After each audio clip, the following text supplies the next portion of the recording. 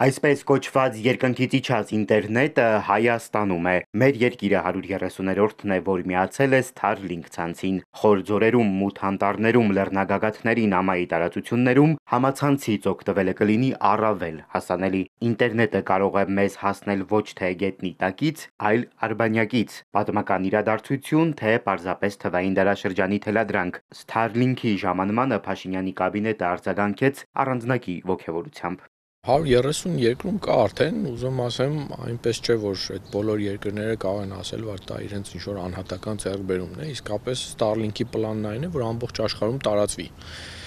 Եվ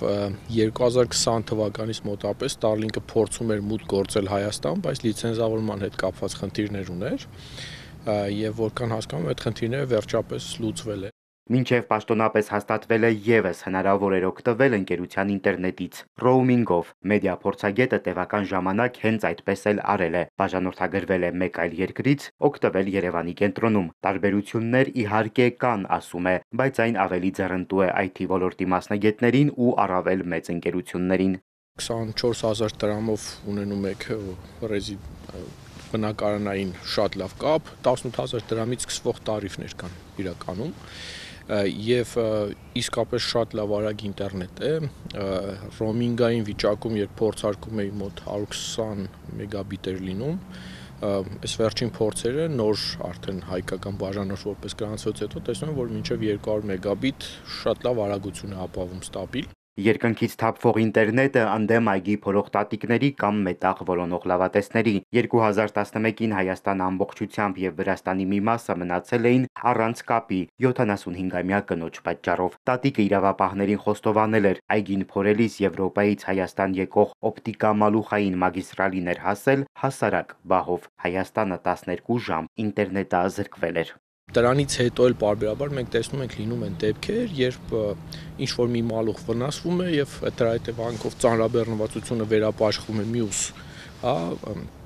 այլընտրանքային կաբելների վրա եւ ամբողջ քաղաքում, ամբողջ Հայաստանում ինտերնետը լուրջ խնդիրներ է ունենում։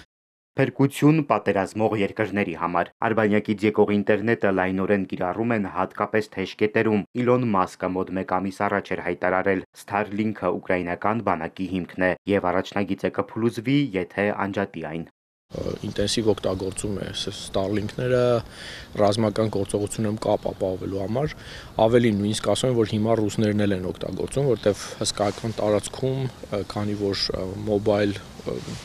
այդ ցանցերը վնասված են, իսկ ռադիոն կախնալսվում է եւ հնարավոր չի լինում ապահովել պաշտպանվածություն։ Շատ աշխատանքներ հիմա Starlink-երով են կոորդինացվում կամ նման օրինակ արբանյակային ծառայություններ։ Ինչ կտա սա մեր երկրին անվտանգության տեսանկյունից։ Կարող է օգնել, որ ռազմական գործողությունների ժամանակ ինտերնետ հասանելիությունը չընդհատվի։ Starlink առաջին հերթին քաղաքացիական տեխնոլոգիա է եւ ինքը նախատեսած չի պատերազմի դաշտում օգտագործելու համար, այնպես որ սա